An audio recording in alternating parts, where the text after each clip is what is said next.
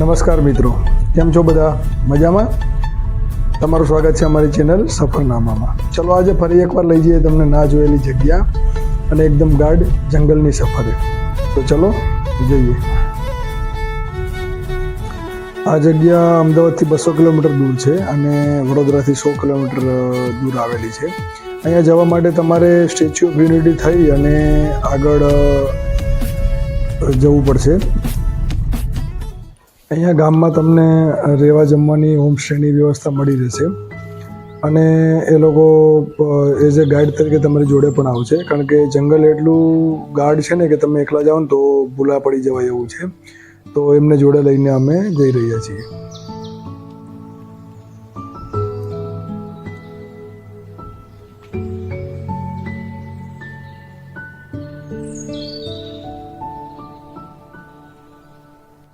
આ મકાઈના બી સુકવવાની એકદમ દેશી પદ્ધતિ છે. એ મકાઈની સુકવણી આ રીતે કરે છે. વહેલી સવારે અહીંયા શિયાળો આવી ગયો છે, તો થોડું તાપણું કરીએ, થોડું તાપીને પછી ટ્રેકિંગ ચાલુ કરીશું.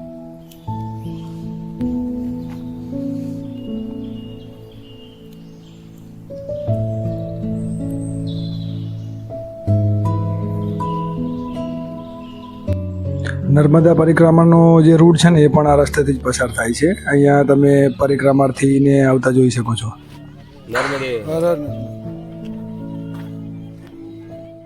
મેં છેલ્લા વિડીયોમાં જેમ કીધું એમ દરિયા કિનારે સૂર્યાસ્ત જોવો અને પહાડ ઉપરથી સૂર્યોદય થતો જોવો ને એની મજા કંઈક અલગ જ છે. બસ તમે ખાલી જોવો અને એને ફીલ કરો.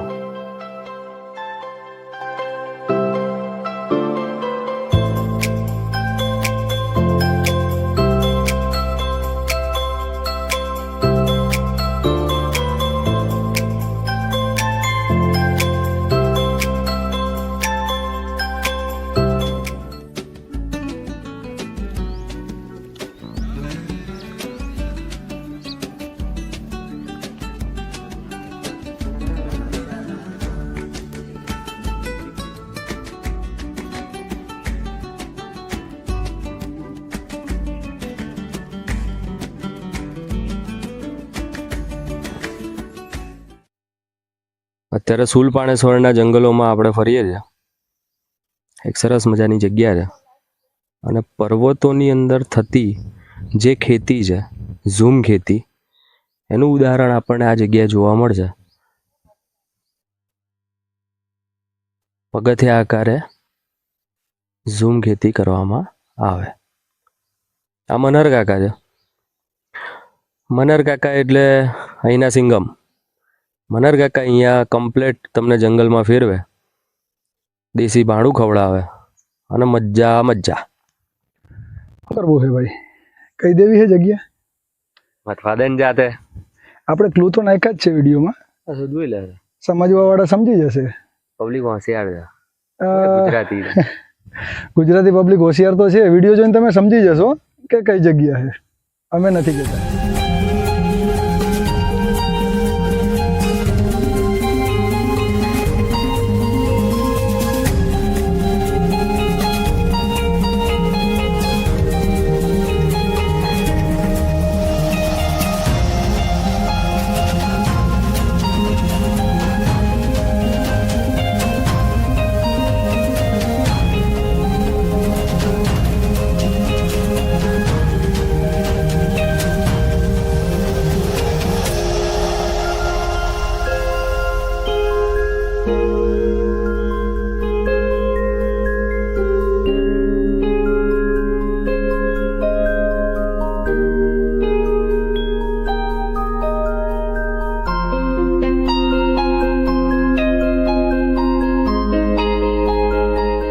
પહાડ પર ટ્રેકિંગ કર્યા પછી દેશી ભાણામાં મકાઈના રોટલા અને મિક્સ વેજની સબ્જી અને ખીચડી મળી જાય ને, અને એ બી જંગલમાં બનેલી, એનો સ્વાદ જ કંઈક અલગ છે.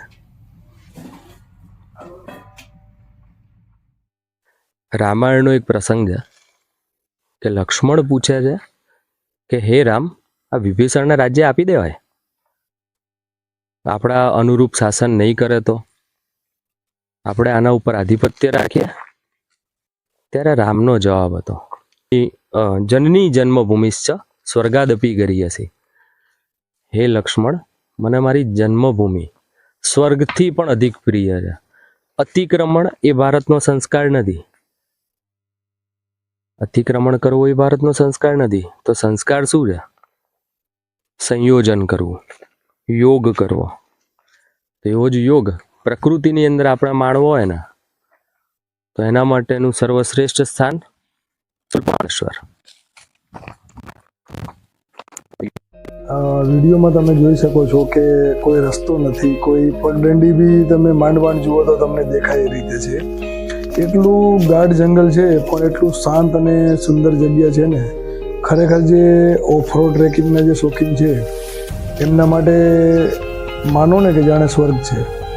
તમે રસ્તો જોઈને જ સમજી શકો છો કે કેટલું અનટચ જંગલ છે આ.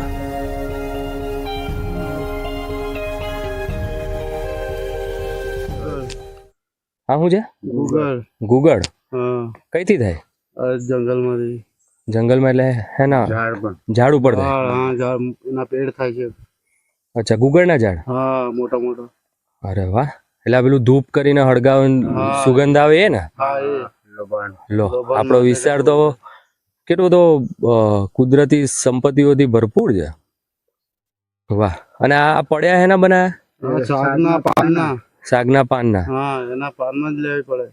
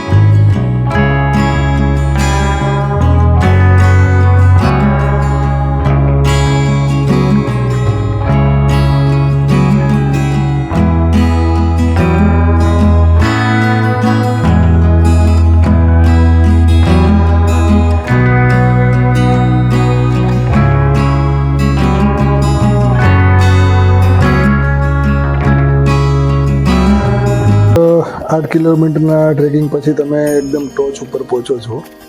ત્યાં એક માતાજીનું મંદિર આવેલું છે. હું નામ ફરીથી નહીં કહું, તમે જગ્યા જોઈને જે જાણકાર છે એમને ખ્યાલ આવી જશે કે આ કઈ જગ્યા છે.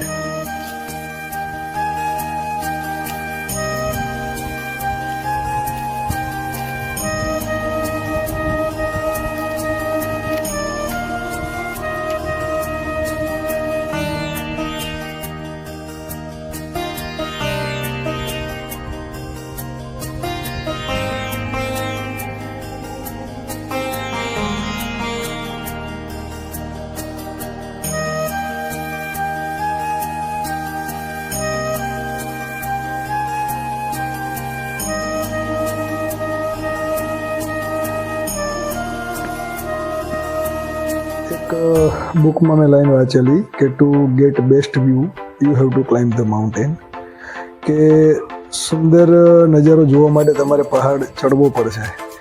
આ પહાડ ચડીને જે વ્યૂ છે ને એ ખરેખર એ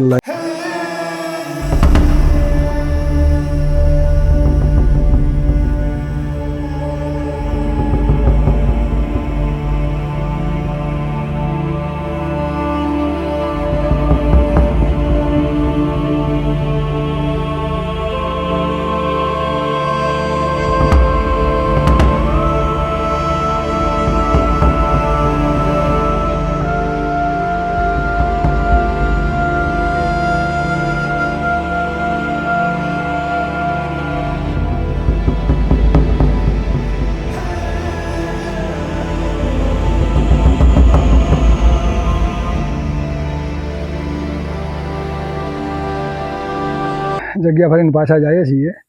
તમને ખબર પડી ગઈ હશે કઈ જગ્યા છે. બહુ જ શાંત, સુંદર અને અદ્ભુત નજારા હતા આજે. તો મળીએ નવી જગ્યા નવા વિડીયો સાથે. ત્યાં સુધી આવજો. Tata, C you, bye bye. જય હિન્દ.